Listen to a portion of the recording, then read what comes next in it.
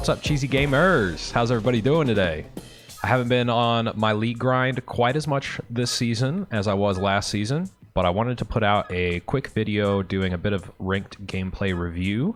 Literally every single day on League of Memes, Twitter, other places, people, asking the same age-old League of Legends question. What do I do in my team feeds? Or, I can't win this game sucks, I'm stuck in bronze because of my teammates, right? So if you look at the scoreline of this game, there's obviously some really easy targets if I wanted to make a funny meme post about how bad my teammates are. But when we actually get down to the brass tacks, I think the game tells a different story.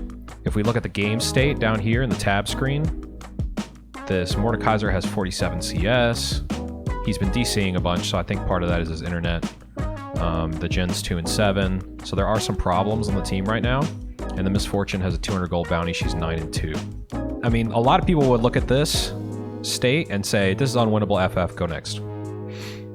But if we look at the gold graphs, we're actually not that far off. We're about 3k gold away. And we have bounties that have spawned for us. And an easy tower to take here. Easy tower to take down bot. Like, this game is very, very winnable at this point. And the thing that I really took away from this game, and what I hope to teach some of you bronze shitters out there, like myself, is when you are the fed teammate, when you're doing well on a team of people that are losing,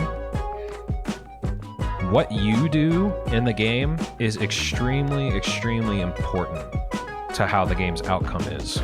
If I die at this point in the game, they basically have free reign to do whatever they want, right?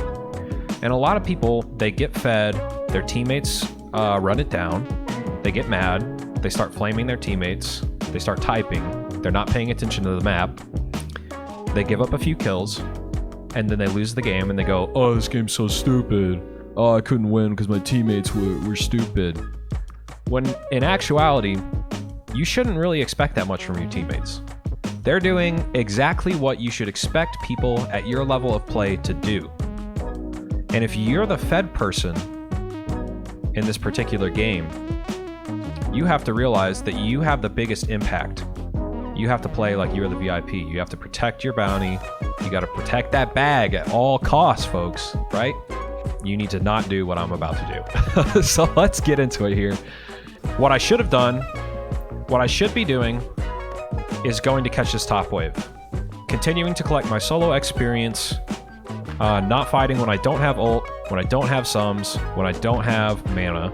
For whatever reason, I got a kill on this Ahri, I'm 4-1, I'm feeling good, I'm feeling like, I'm a big baller, I'm gonna make some plays or something. I'm being an idiot. I think the reason why I was staying is because I was greeting for this Caitlyn. Yep. So there we go. I tried to put in just an E and get out. And we'll pause it at the perfect moment there. Nautilus hooks me, and I give my 450 gold bounty to the fed member of their team. One of the few people on their team that has a bounty. This is huge, right? This is a huge mistake that is going to start a chain of deaths for me that's going to ultimately lose us the game. And yes, while you could say if my top laner played better, if my bot laner played better, maybe we would have got the game for free. Yes, potentially. But you're in bronze silver, right? This is a bronze silver replay. You can't expect your teammates to be good. You can't ask for anything. You have to be able to understand how to play the game, how to carry, when you're the fed member. So what happens as a result of my death? They get all this prio. The waves in top and bot are pushing because nobody's split pushing. Now, in a bit here, they're going to get this inhibitor. And you're probably already asking yourself, if you're following along, how do they get the inhibitor? Because it looks like I'm able to defend pretty well at this point. I'm playing a wave clear. I'm playing Viktor. If you're playing Viktor, you have a lot of wave clear, right? You have very good deep push. You can sit there and just push the wave so that they can't get anything. I'm back here sitting in mid lane when I probably should be split pushing. I do have ult this time, so I'm in a bit better position. I have flash as well. I push for mid T1. All I had to do was walk up and auto it there. I think I was a little afraid of the Nautilus. But instead, I get caught up in this scuffle. Thresh hooks the Nautilus. Not a great play by him. You know, we can obviously notice that, but ultimately, the Thresh dying doesn't really matter that much. And what I should have realized is, you know what, my Thresh hooks the Nautilus, he gets killed, whatever. I have to preserve my life at this point, because I'm the person that's going to defend this inhib. What actually happens, they didn't even kill me. I just have to take it back. They got my flash. But even that amount of time where I have to walk back to base and regen my health is enough time for them to come over and take our first inhib. If instead of being stupid up here and getting chunked down, losing my flash, losing my ult, when the Thresh got into a fight and died or whatever, even though I didn't die, if I just avoided that situation altogether, preserved my ability to de-push the wave, preserved my ability to defense, play the control game, they wouldn't have been able to get this inhib. Now, up here, I actually made a good play. I'm focusing on the Fed member of their team. I'm pushing the mid wave away so as to defend our Nexus from the super minions that are rapidly approaching. They have 2 sitting here, we have 4. And I believe we knew that a couple people backed, so I end up making a play for this Misfortune. This is the kind of stuff that you want to be doing. Big 1,000 gold shutdown there. That's what we call worth in the business, right? I die, but I killed the Fed player on their team, so it's not like they're going to be able to do a ton while I'm down. Especially since we traded 1 for 2 and we got their most Fed member. So that was a pretty decent part by my decent play on my part. But we'll keep watching. You'll see that I end up throwing this game. Not my teammates. My teammates created a poor game state, but they didn't throw the game. The Fed member throws the game. The carry throws the game. So we'll see that here pretty soon. Top is pushed. I could be catching this bot wave here. I'm pinging Dragon, trying to prevent this Dragon Soul. Alright, in this fight here, I played super poorly. Once again, Thresh gets caught. There's 3 of us here. They have 4. What I should be doing is realizing the Thresh doesn't really matter that much, right? If he dies, it's not that big of a deal. This approaching wave of super minions is a much bigger deal, right? I could just sit over here and do this. Now, I was nearby to watch for Dragon Soul, so I think that, you know, maybe I'm in the right spot here, but then what I'm about to do is obviously a big mistake. I decide to try and coin flip my life for Misfortune, but then she pops shield bow and I don't kill anybody. So now I'm dead, and I was the only member of the team that was, you know, potentially going to be able to prevent them from Dragon, prevent them from Baron, and they have nothing in their way anymore because I'm the VIP player and I suicided to try and maybe potentially kill their backline when I should have played front to back, which is what you should always do as a Viktor. Another big point as a Viktor, you know, with these objectives, you have a lot of damage on your death ray, and you can put it right over the wall. So as long as you can, you know, pop a blue over into the dragon pit when it's about to go down, you definitely have a chance to potentially steal. And I should have played for that instead of, you know, looking like an idiot trying to 1v9. I'm sitting in mid lane again. This bot wave is very catchable. I'm not sure why I'm not catching that. Once again, though, I step up and get hooked by this Nautilus. Big props to him. He played really well this game. And then I die.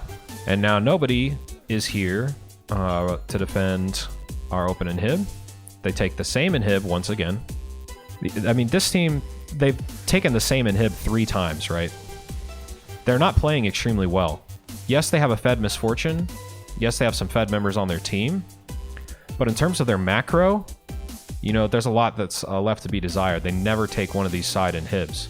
If I spend a little less time getting hooked by the Nautilus in mid and a little more time on the side lanes pushing these waves, you know, I might have been a better asset to my team. At this point in the game, it's 37 minutes in. I'm pretty fatigued, and I'm starting to doubt whether the game is winnable. I'm 8-6. I've died a bunch. Almost full build, though. And I think if I play this smartly, you know, I could probably at least prolong this game a little longer. It is now a 6k gold difference, thanks to me giving my bounty up. thanks to me not controlling the map, dying, giving them time to take objectives.